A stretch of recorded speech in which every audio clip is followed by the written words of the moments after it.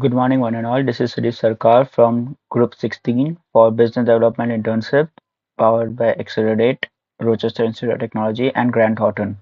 So, this is the presentation for the 4-week internship of business development.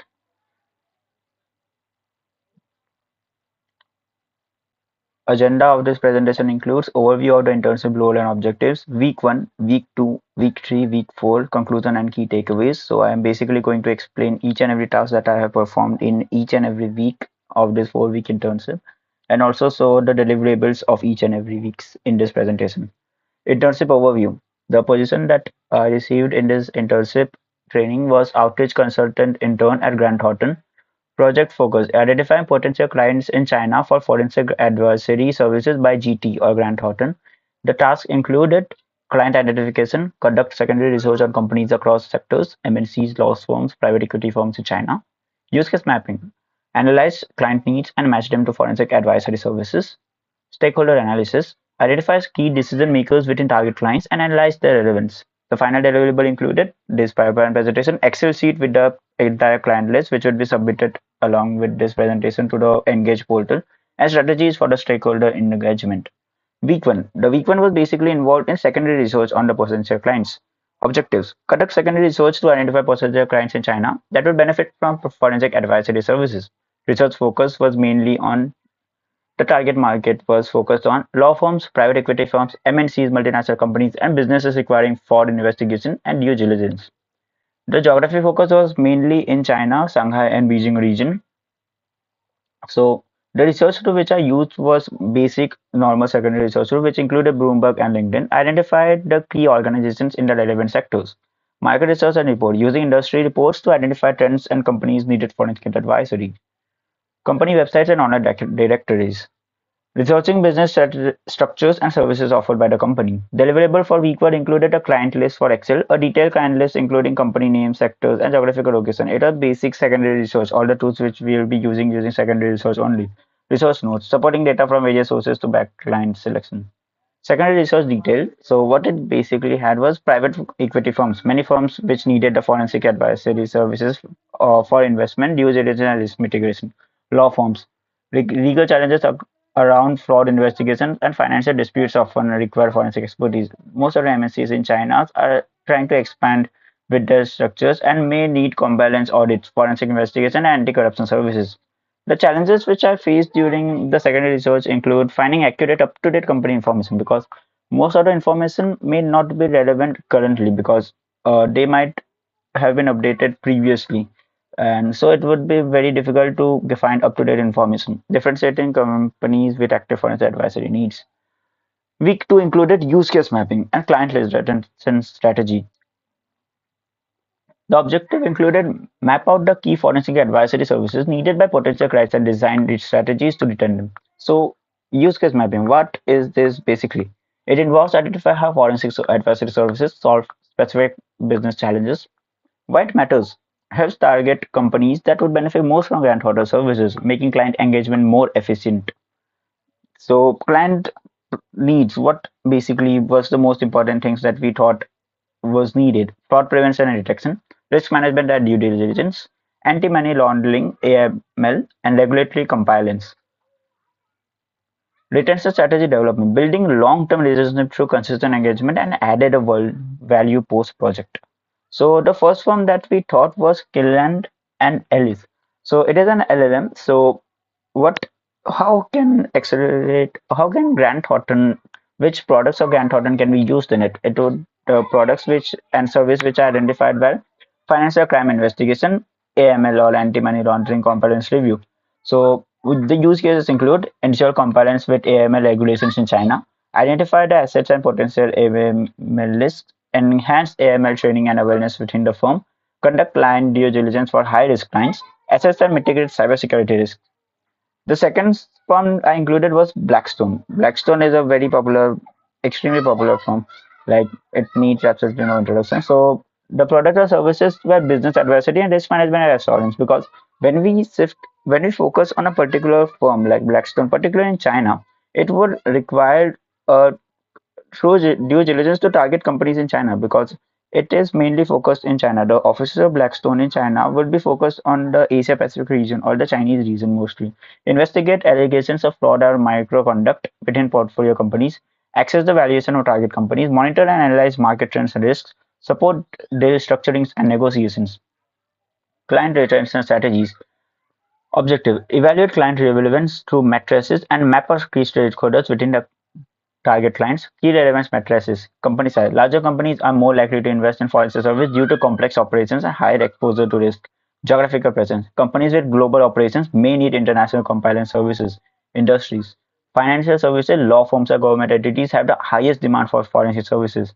So the stakeholder mapping is used in Power Grid interest matrix, categorizing the stakeholder into four quadrants based on the level of the power and interest in forensic services. So first of all, I'll be saying about the retention strategy. So Kirkland and Ellis LLP law firm. The first need is maintaining compliance with the AML regulations in China. So we Grant Thornton or GT can provide services which include regulatory compliance advisory, which would help in proactive monitoring of resource challenges changes and providing timely updates and advisory services. Need to include enhance the firm's and AML risk management framework. So risk management and assurance, continuous improvement of AML policies and procedures through regular reviews and assessments. Retention strategies, another need three includes building a strong and trusted relationship with critical analysts. Retention strategy, dedicated client service manager, regular communication relationship building activities. So the service would be client CRM or client relationship management. So these are the retention strategies uh, GT or Grant Thornton can use for Kirkland and Ellis LLP. Second one include Blackstone. Blackstone, the first need I thought was obtain high quality due diligence report in a timely manner.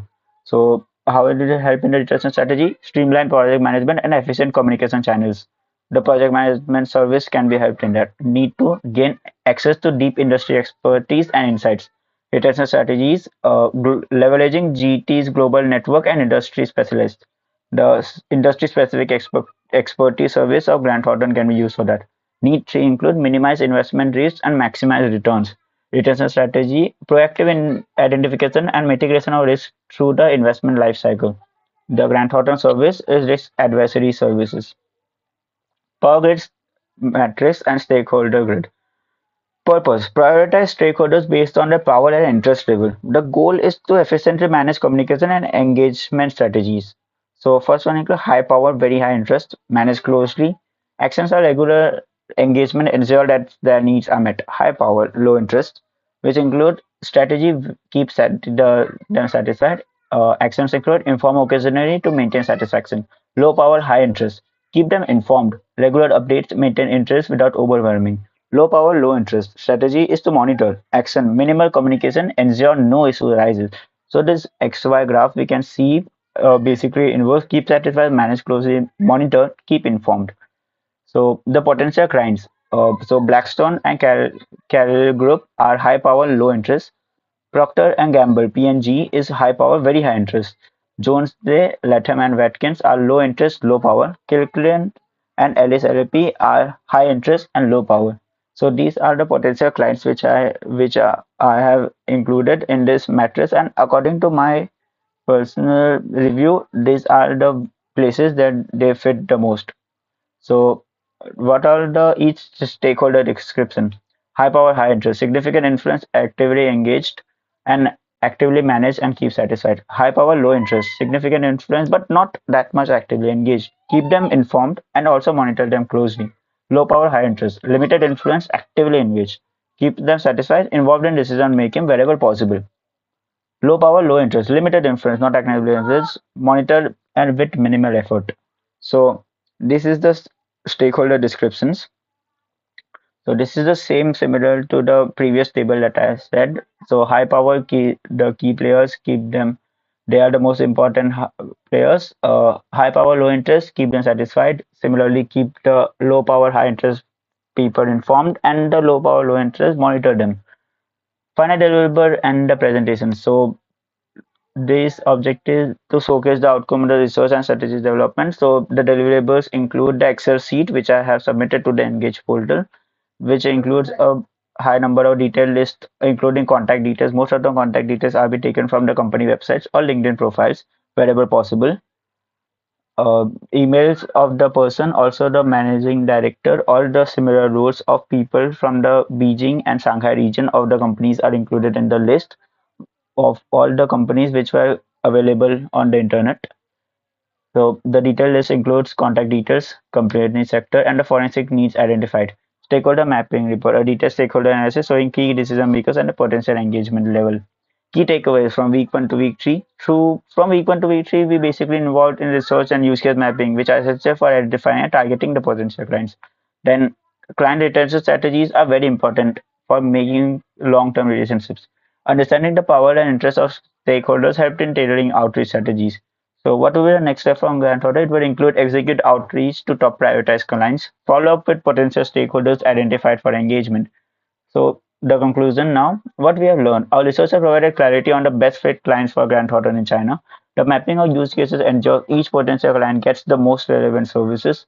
Stakeholder analysis guide our focus on the most influential and interested clients. Action points, initiate client contact and align services based on their needs. Leverage retention tactics to ensure client loyalty and monitor and refine engagement strategies based on stakeholder feedback. So this was my internship. I am Sudeep Sarkar from Business Development Virtual Internship from Rochester Institute of Technology, Grant Thornton, and Accelerate. SKYohanYT gmail @gmail.com is my email, and I am from Group 16. Thank you. This internship is from December 9th, 2024.